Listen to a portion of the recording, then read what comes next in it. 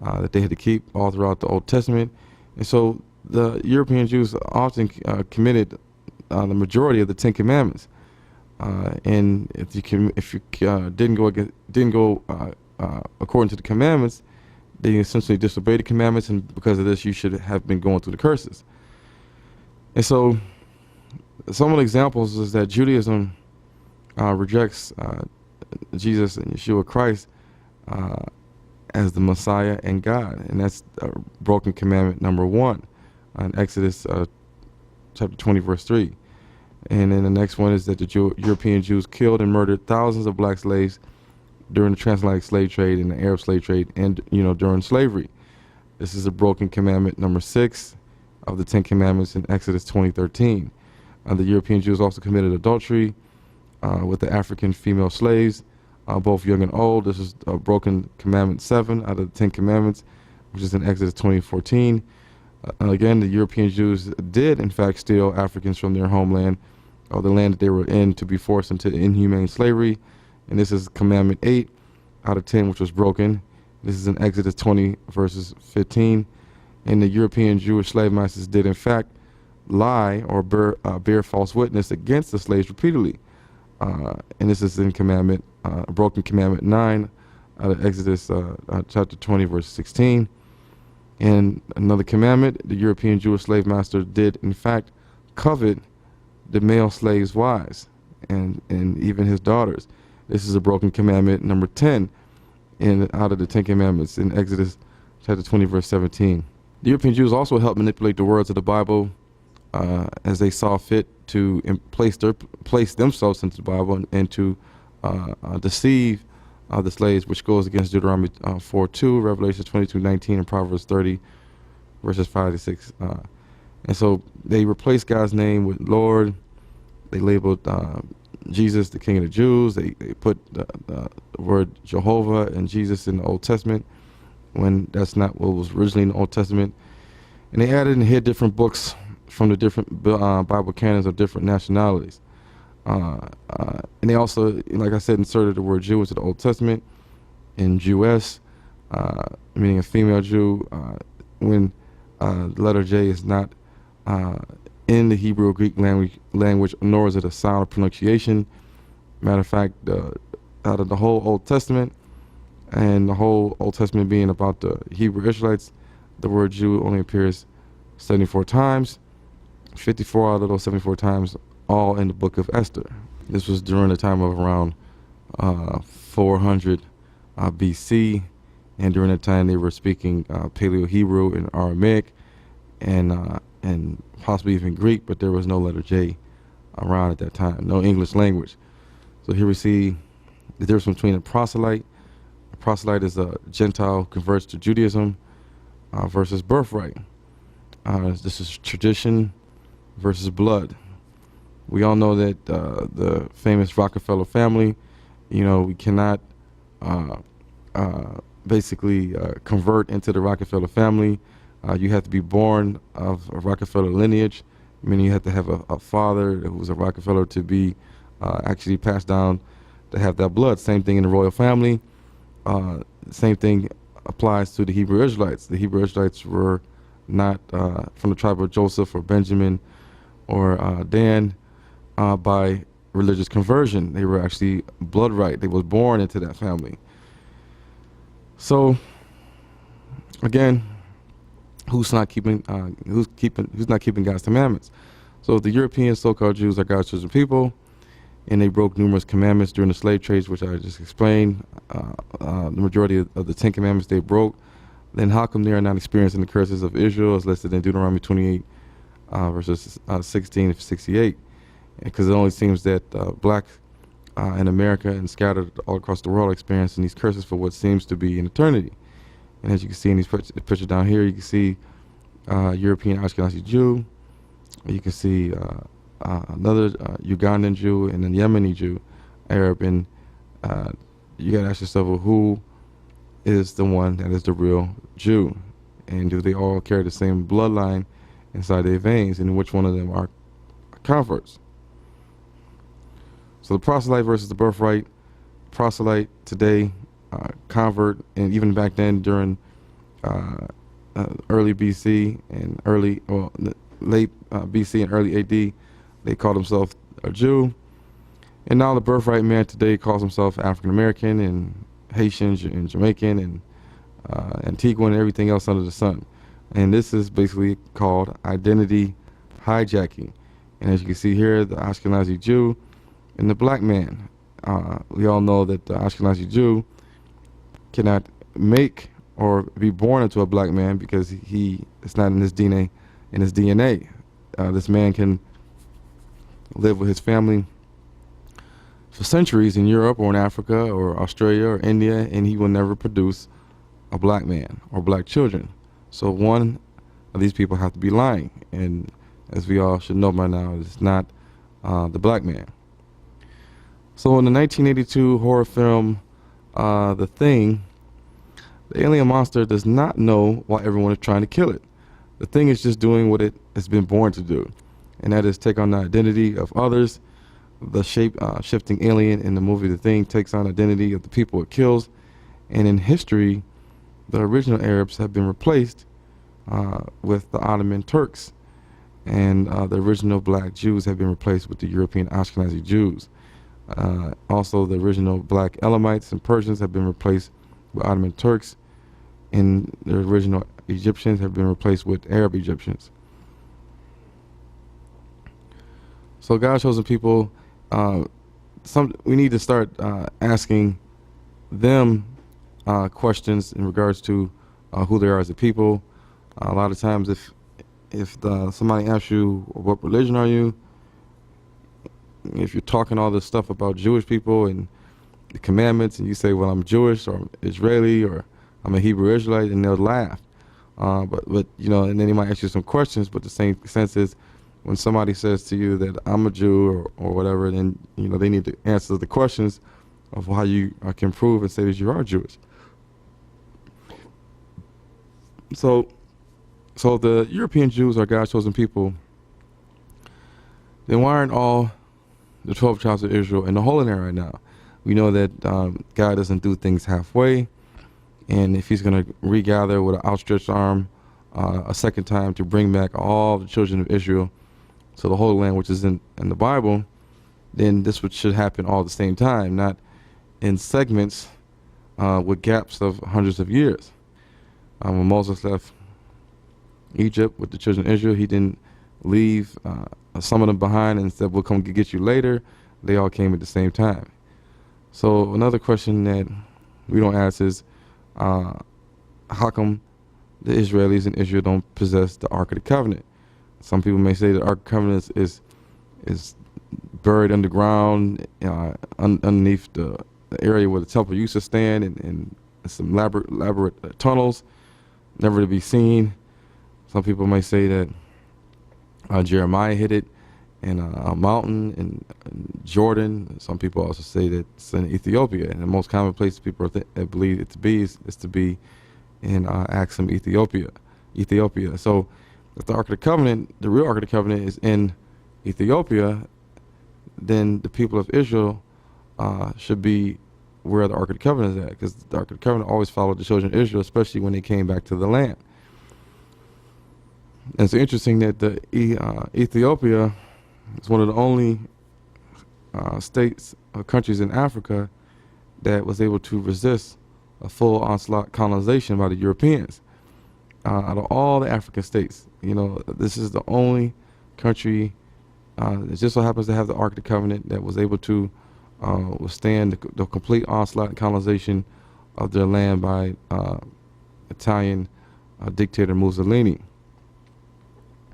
Also, the question is, how come God allows the Jews in Israel to have gay pride parades every year for the last 15 years without any government protests or any banning or anything? If this is the land that's priding themselves on being the God's chosen people, and they keep the commandments, and this is the Holy Land, and then why isn't the land, the state of Israel, banning this? But as you can see, every year they have festivals and parades, and gay people are lined up on the beach in Tel Aviv, and everybody's just having a whole lot of gay fun. This is not prophesied in the Bible. Other question is, how come God allows three major religions to worship their gods in the Holy Land in Jerusalem? If God was commanding his children and prophesying his children to come back, and this was going to be a glorious and miraculous event that he was going to do, then if he'd have brought them all back, he surely wouldn't have allowed them to start carrying on religious practices to other gods, like in the days of old when they worshiped Baal and Moloch and Dagon, and God had them destroy the temples and the altars of these pagan gods, because he wanted to be worshipped solely only by to himself. And so this is still going on today in the Holy Land. The Catholic Church is over there, and they're deifying Mary, and they're worshiping their God and practicing their manly doctrines mixed with the Bible. You also have the Muslims worshiping Allah and their prophet Muhammad, and then Judaism, which is also doctrines of men. And then also the land and borders that modern day Israel possesses is much smaller than the biblical borders that were promised to Moses by God in Numbers 34 verses 1 through 3. It's also smaller than the territory occupied by King David and King Solomon.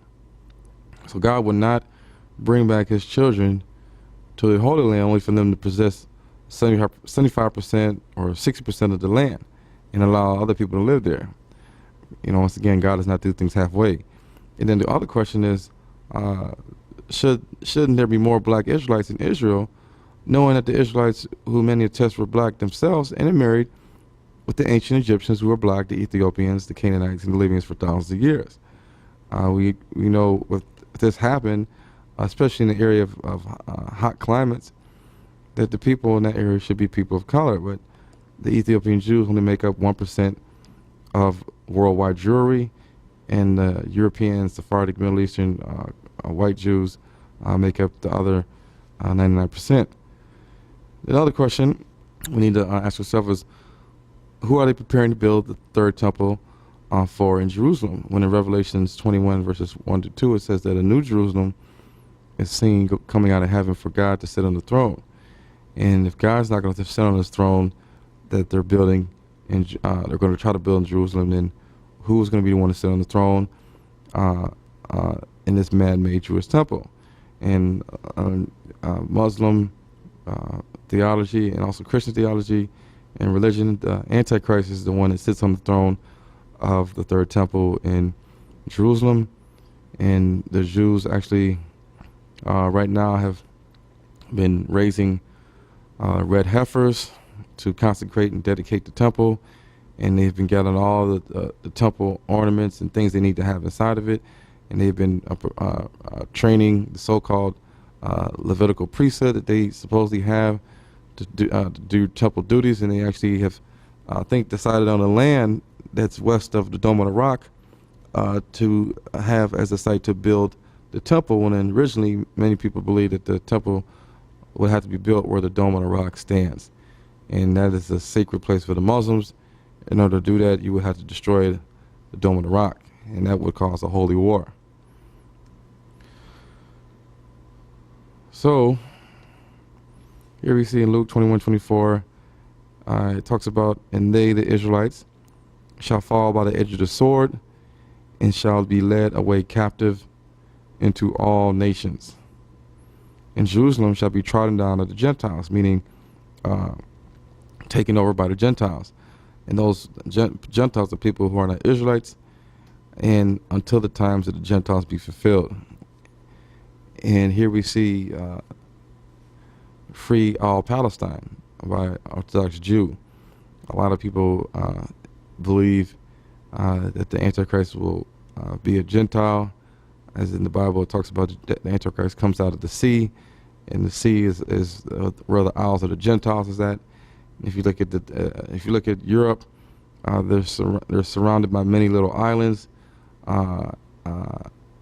and if you look at the whole area of Africa and the Middle East, before the Suez Canal, Africa is a huge continent. It's not an island, and it's a connected landmass with the Middle East, and also Russia and China and India. It's all one big connected landmass. So you can't call it an island but the Isles of the Gentiles were specifically the Isles of Europe, like United Kingdom and Britain and Scandinavia and Greenland and Norway and Finland and all these little areas over in that area. These are the lands that the Gentiles lived in. And the Isles of the Sea could also be, it was talked about in Isaiah 11:11. It could be the scattered places where the Israelites went to in the Caribbean. So here we see Lebanese. As you can see, they are white in appearance, even though they're living in areas where the UV index is commonly 9 or higher. And then you see the Palestinians, and a lot of the Palestinians they show us on TV are also white in appearance, looking no different than modern Arabs. And then you look at the European Ashkenazi and Sephardic Jews, you will see that they have white skin as well, with a lot of times dark features, and similar to the Turks, people living in Turkey. And the Sephardic Jews, the Middle Eastern Jews, also have the same skin complexion, and so they all look the same. They all came from the same stock, from the north. And these are your Gentiles who are in Jerusalem now, and was predicted by Jesus Yeshua to be there until the second coming of Christ. How do we know the Gentiles are going to be there until the second coming of Christ? Well, if we read further in the next verses, it says that, and there shall be signs in the sun and in the moon and in the stars, and upon the earth distress of nations. That only sounds like something that's going to happen in the future, because we have not seen signs in the moon and the stars and the sun, and complete distress of all the nations. And it also talks about the sea and the waves are roaring, and men's heart are failing them with fear and for looking after those things which are coming on the earth. It says that the power of heaven shall be shaken, and then they shall see the Son of Man coming in a cloud with power and great glory. And that sounds just like the second coming of the Christ in the Christian Bible. So in this scripture, it's talking about how when Jesus, Yeshua, is saying that when he returns for the second coming, it will be the time when the Gentiles' fulfillment will be at hand. Until then, the people we see today will be the Gentiles. So who is in Israel now? It's the Palestinians and the Gentile European Jews. Ezekiel 39:23 also talks about, in the heathen, all nations that are not Israelites shall know that the house of Israel went into captivity, slavery, for their iniquity, because they trespassed against me. Therefore I hid my face from them and gave them into the hand of their enemies, so they fell by the sword. And this is only seen by the slaves that were taken from Africa into all nations, just as the Bible talks about. And they were served their enemies, and they would be subdued by their enemies. And as you see, there was many slave revolts against the slave masters in America, in Haiti, in Puerto Rico. And you see the book over here is it's called Slave Revolts in Puerto Rico, and by Guillermo A. Baralt. And as you can see, back in the day, in the 1800s, the land mass of West Africa was called Negro land. And then you had a big part that was called Guinea. And this is proof that this is where they took a lot of the slaves. So in Deuteronomy 28:68, we're all too familiar with the verse. If you're not new to this, and it says, and the Lord will bring to thee into Egypt, meaning bondage, again with ships. By the way whereof I spake unto thee, thou shalt see it no more again. And there ye shall be sold unto your enemies for bondmen and bondwomen, which are slaves, and no man shall buy, which is a old English word for redeem or save you. So how do we know that Egypt is speaking of bondage and not the land now called Egypt? Well, because Jacob and the 70 souls that walked into Egypt, they actually, like it said, they walked into Egypt. They did not have to go back to Egypt for a second run of slavery by the way of ships, because Egypt is right next door to Israel. Nor did the Israelites go into captivity by way of ships under the Assyrians or the Babylonians, because they were all in one continuing land mass. Assyria was just north of Israel. Babylon was just south of Israel. So to get there, you didn't need a ship. All you needed was to walk. So this captivity is speaking of black people and that were taken during the slave trades and brought to the Americas. Asia, East and West Indies, and the rest of the world.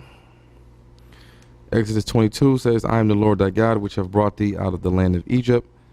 And it makes point to saying out of the house of bondage. Egypt is actually a word for the house of bondage. It's not a coincidence that the symbol for Egypt back in the day, the eagle, with his head turned to the right, holding the Ankh in both hands, is the same symbol that we have today in the United States of American dollar bill. The eagle's turned head to the right, and the eagle, instead of holding the two ankhs, is holding some arrows and some leaves. And the people that were on these ships were black people. They're not European, Ashkenazi Jewish men, or not Arab men on the ship. As you can see here, the border between Israel and Egypt is full of extensive fortified barbed wire fences designed to keep people on the appropriate sides of the fence. And as you can see in the map, you can walk from Gaza into Egypt. You can walk from southern Israel into Egypt. It just depends on which part of the border you want to cross. But the Israeli government has placed a long gated extensive fence to prevent people from doing this without their permission. This is something that we as Americans don't have in America, protecting the border from Mexico, and we are the ones supplying money to Israel. So America has the money to do this as well if they wanted to keep immigration down, illegal immigration down in Mexico, but they're not trying to do that because there's an agenda for everything. So Deuteronomy 28:68 talks about you should be sold to your enemies for bondmen and bondwomen. No man shall buy you.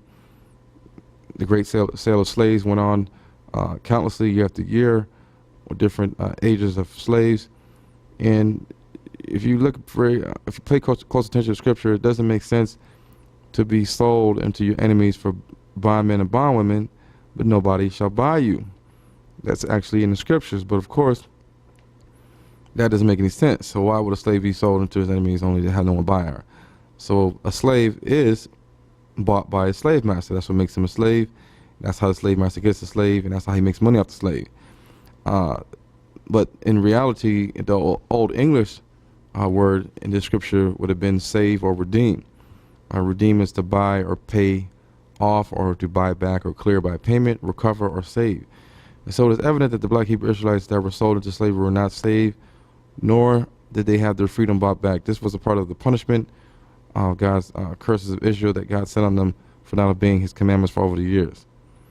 So it's essential that we need to comprehend that the Jews were by far the largest handlers or ship handlers of slaves, especially in the entire Caribbean region, where the shipping business was primarily a Jewish enterprise. Back in the day, they had a seaport of Newport, Rhode Island. The Jews had a huge share in the slave commerce, and there was a period of time when this area along the East Coast was known as the Jewish Newport World Center of Slave Commerce. Altogether at this time, there were in North America 6 Jewish communities in Newport, Rhode Island, Charleston, South Carolina, New York, Philadelphia, Richmond, Virginia, and Savannah, Georgia. And there were also many other Jews scattered over the entire East Coast, although New York held first place and then Newport, Rhode Island held second place.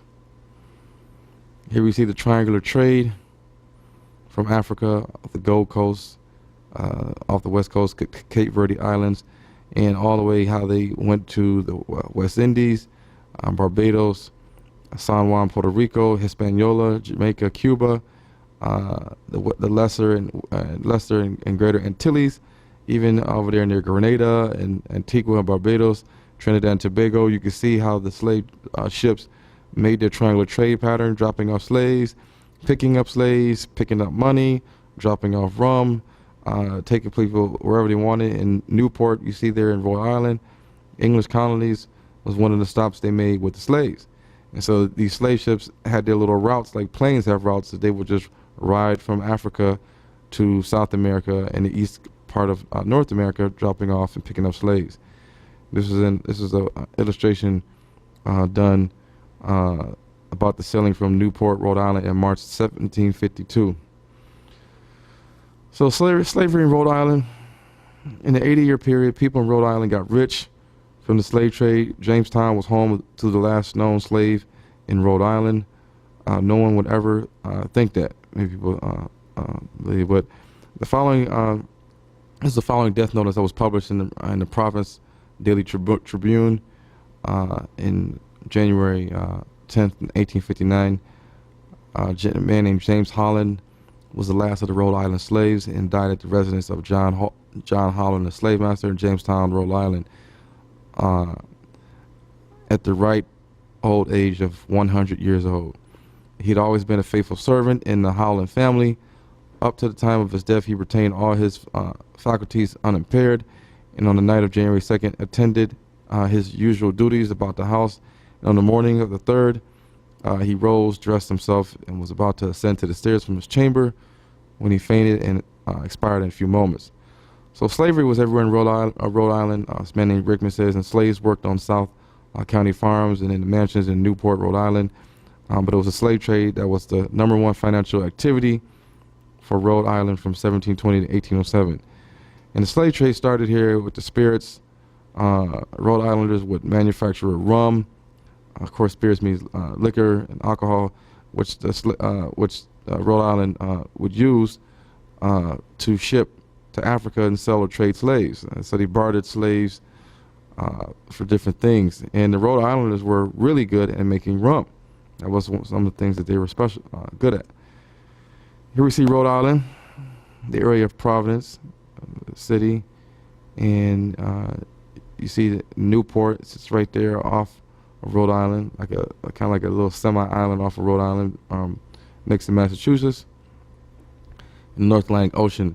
So the Rhode Islanders would also transport the slaves in the Caribbean and the southern colonies, which later became states, where the slaves would be sold and traded for sugar cane. They would fill the boat with sugar that was brought home to the ocean state to make rum, and it was a trading triangle that they used, and the slaves were usually packed below the decks on the ships, and many became sick and died because of this. The treatment, as we know, was brutal and inhumane. And it's a known fact that there was many Rhode Island residents who were involved in the slave trade, and there they had about 16 and 17 rum factories in the state of Rhode Island. And as you can see in just the little area of Newport, you see on the map right there, they had 6 rum factories. This is a picture of a new Newport, Rhode Island Museum of History. It was formerly a slave market built in 1762. Again, Jewish Newport center of slave commerce were going to New York. New York was also the main source of kosher meat, supplying the North American settlements, the West Indies, and also South America. Newport had also become the great trade harbor of the East Coast of North America, and there vessels of other ports met to exchange commodities. Newport, as mentioned, and represented the foremost place in the commerce of rum, whiskey, and liquor dealings. And to conclude, it was finally became the main center of slave dealings at that time. And it was from this area that they left on their way across the Atlantic Ocean to gather black Israelite slaves and cargo from Africa, and then put them on a ship and to get more money in exchange for them in the Americas. So an authentic contemporary report based on authority indicates that 128 slave ships, for instance, unloaded in Charleston, South Carolina within 1 year. Their cargo, 120 of these were undersigned by Jews from Newport and Charleston by their own name. And about the rest of them, one can surmise, although they were entered as Boston, Norfolk, Baltimore, the real owners were similarly the Jewish slave dealers from Newport and Charleston. So the Jews had a lot of slaves on the east coast of America, and they purchased them, and from purchasing them at the ports, at the Jewish Newport, a world center of slave commerce, they would use them as fit to make money. So one is able to assess the Jewish share in the entire dealings in Newport if one considers the undertaking of a lone Jew, a Portuguese Jewish guy named Aaron Lopez, who played an important part in the overall story of Jews and slavery. Concerning the entire commerce of the colonies and the later state of Rhode Island, which included Newport, bills of lading, concessions, receipts, and port clearances carried the signature name of the Jew Aaron Lopez. This all took place during the year 1726 to 1774, and Aaron Lopez therefore made more than 50% of all dealings under his personal control for almost 50 years. Aside from that, there were other ships that he owned, but he sailed under other names sometimes during this time. So the Jewish Newport World Center of Slave Commerce was very real, and many Jews do not want to admit that they were major participators in the slave trade. Jews will always say, well, you know, black people, we share a common struggle and a common bond, and that's why some of the Jews marched for Martin Luther King, and some of the Jews will be involved in civil rights, and they will stand up and kind of try to support black people because they said that we have been to the same struggle as them. It was actually them that put us through the struggle. It was actually them that enslaved us and committed all these atrocities and broken commandments with rape and murder and stealing of the slaves. Even the slave masters that had last names as Johnson, Smith, Allen, they were often crypto Jews who had changed their last names to avoid being known as being Jewish in the land and to avoid their Jewish heritage. The Nation of Islam actually wrote a book, a series of books about the secret relationship between blacks and Jews. And Dr. Abraham Peck of American Jewish Archives, he quoted himself that the first 2 centuries of the black Jewish encounter in America were highly lighted by a fairly extensive record of Jewish slaveholding. He says that indeed during the colonial period in the small Jewish community of the time, almost every Jewish household of any form, north or south, possessed at least one slave. So the Jews had slaves. Deuteronomy 28:68 again says that children of Israel would not see the land they were taken from no more, and they would be sold into bondage as slave women and slave men. So the children of Israel collectively as a group were not supposed to see Africa, the Holy Land of Israel, no more again after being taken away in ships. The Israelites were destined to be sold to their enemies, which is slaves. And this sounds like the slavery blacks went through during the 1400 years of the Arab slave trade, as well as the 400 plus years of the transatlantic slave trade. This is not even compared to the 12 years of the Holocaust, in which the people that were in the concentration camps were not actually slaves. They were used for experimentation and torture. So here we see some numbers. Of course, numbers are always going to be higher than what they tell us. 1501, 1866, Portugal transported almost 6 million slaves from Africa to the Americas. From the time period of 1501 to 1866, France transported almost 1.5 million Africans to America. From the time period of 1501 to 1866, the British transported about 3.5 million Africans to the Americas, rounding off. And from 1501 to 1866, same time period, Spain transported 1 million Africans to America. During this time period, Denmark also transported about 100,000. United States, they were involved with transporting Africans, about 300,000. In the Netherlands, about 500,000 in this time period. And the Arabs also were involved in the slave trades. You can see here, it's an Arab boat.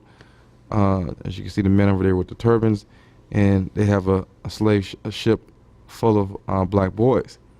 And the majority of these boys were castrated either before they left Africa or after they left Africa and got to their designation. They were castrated so that they cannot procreate and produce with the Arab women and pass down their male Y DNA chromosome into their land. So Marcus Tullius Cicero, he's a Roman statesman, orator, and essayist in 100 BC. He quoted that to be ignorant of what occurred before you were born is to remain always a child. For what is the worth of human life unless it is woven into the life of our ancestors by the records of history? So because people always want to say that history doesn't matter, it doesn't matter where we're from, we're all human beings and Americans, and that's true in a sense, but we also got to remember our heritage and remember who we are as a people, because that shapes and molds us. It creates our identity. And when you don't have an identity, you're like lost children. You're like in a child state. So the bottom picture here shows the slaves being brought to Brazil via Portuguese caravel. It's a known fact that the Benedictine monks still owned slaves in Brazil, and as late as 1864, around the same time that the clergymen in the southern states of the United States of America were obliged to give up the slaves. Pope Paul III confirmed in 1548 that all Christian men and all members of the clergy had the right to own slaves. So he made this a right, the Pope. And a lot of black people, a lot of Africans have been converted to Catholicism, not knowing that the Pope in 1548 declared that all Christian men and all members of the clergy had the right to own black slaves. So here we see Pope Paul III, he confirmed that this was their right. And then also Pope Nicholas V, in his Bull Romanus Pontifex of 1455, he gave his blessing to the enslavement and conquered native people of the lands by the Catholics, which was either Portuguese. It didn't matter if you were Portuguese or Spanish, you had the right to conquer the native peoples of the lands you encountered. Many people say that the Dutch was the first to enslave blacks, but the Portuguese seems to have got there first. In 1441, a lot of people will start off slavery like in the 1500s or the 1400s. But in 1441, at the start of the European slave trading in Africa, the Portuguese captains Antao Calves and Nuno Tristel captured 12 Africans in Cabo Branco, which is modern-day Mauritania in Africa, and they took them to Portugal as slaves. 1444, a man by the name of Lacarate, he's a tax collector from the Portuguese town of Lagos. He formed a company to trade with Africa. Same year, they kidnapped 235 people, enslaved Africans, and they took a large group of these slaves and brought them to Europe. 1452, during the start of the sugar slave complex, sugar was first planted in the Portuguese island of Madeira, and for the first time, African slaves were put to work on the sugar plantations. In 1452 as well, Pope Nicholas V, another pope, issues Dum Diversas, which is the bill authorizing the Portuguese to reduce any non-Christians to the status of slaves. January 1454, Pope Nicholas V issues the Romanus Pontifex, giving the Portuguese a perpetual monopoly in trade with Africa, and then the Spanish traders started to bring slaves from Africa to Spain. Then in 1461, the first Portuguese trading forts, the Castle of Arguin, is completed. A Portuguese colony on Cape Verde Islands is founded, and this is an important way station in the slave trade, and the Portuguese slave traders start to operate in Spain as well. So, moving along, in November 29, 1781, the crew of the slave ship in South Carolina, they threw about 133 to 142 African slaves overboard because of so-called shortage of water. Owners then after that made an insurance claim for the loss of their cargo, and the claim was disputed, and because of this, a big legal case arose from it.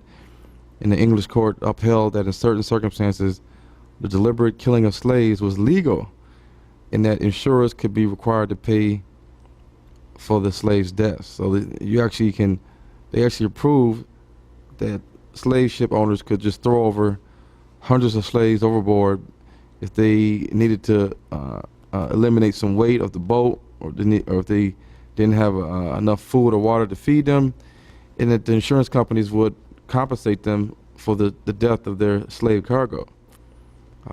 It's like having car insurance. They had slave insurance. And in this case, the slave owners,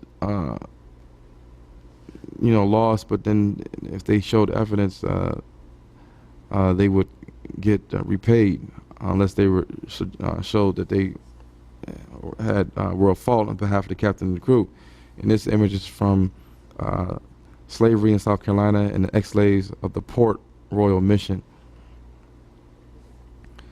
Portuguese and Spanish during the time 1700s, the 1600s, their goal was to convert African slaves to Christianity and to tell the story of the Bible to their advantage. Of course, they didn't allow us to read, so everything was told to us orally, and they could twist the scriptures any way they wanted, and they could show us any image that they wanted with pictures and explain everything and make us believe their version of the Bible.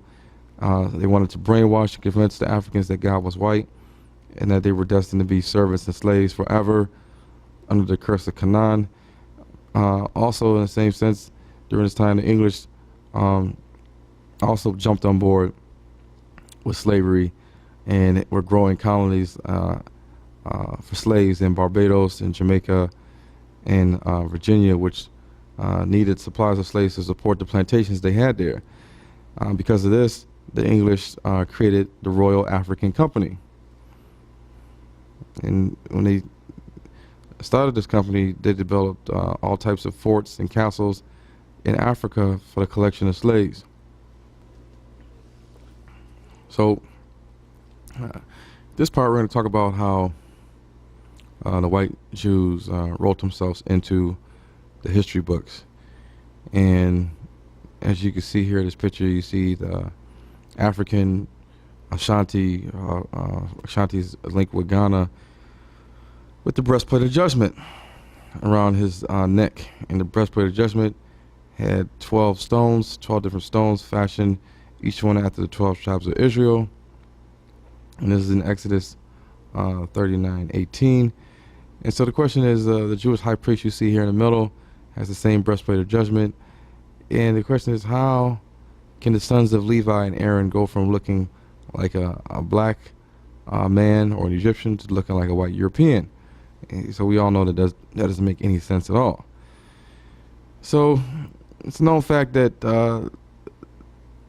the descendants of, a lot of people say the descendants of Cain or the Canaanites, or the people that were not of Israel, like the Nethinim and the Kenites, Kenites, they infiltrated the Sanhedrin and the high priest lineage.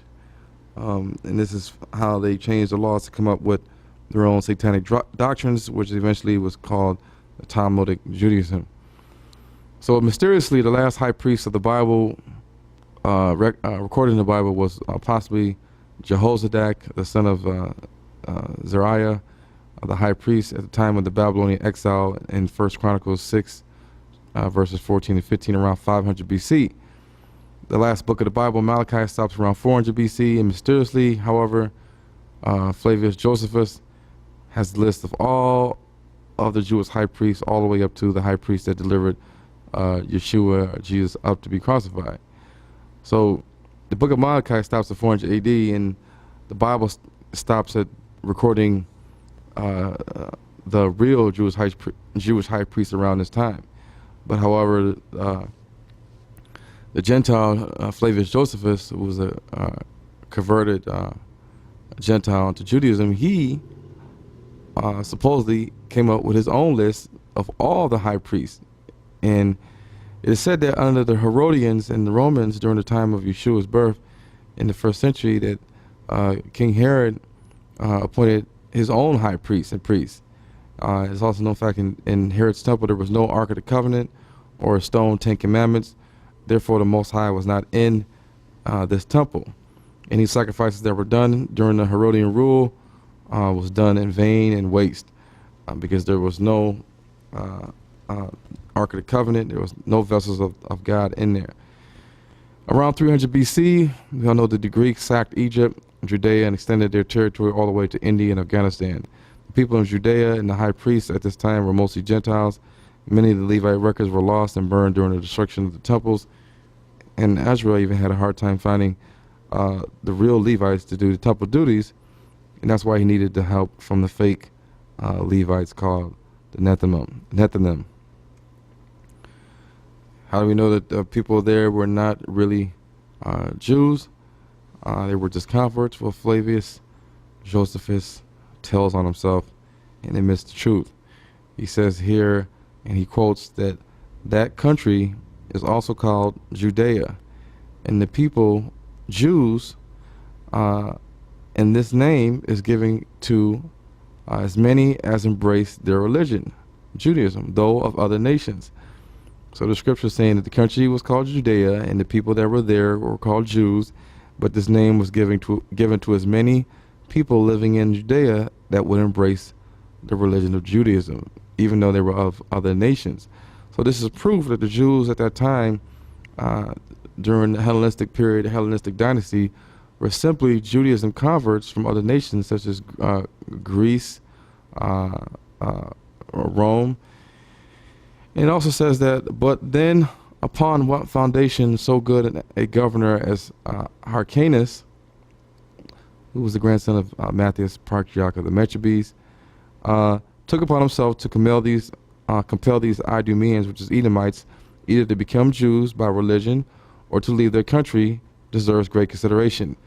I suppose it was because they had long ago been driven out of the land of Edom and had seized on and possessed the tribe of Simeon, in referring to the land, not the people, and the southern part of the land of the tribe of Judah, which was the peculiar inheritance of the worshippers of the true God without idolatry. So he's basically saying that during this time the Edomites were converted to Judaism, if they were forced circumcision and to practice the laws of Judaism. Therefore, at that moment, were known as Jews. We know Edom was the arch enemy of Jacob and the Israelites, and the Edomites also possessed the land of Simeon and the land of Judah, which was in the southern part of Israel. So anybody at that time that practiced religion of the Gentile Pharisees were considered Jews. This means that the term Jew was not associated with the biblical Hebrew Israelites or the 12 tribes of Israel.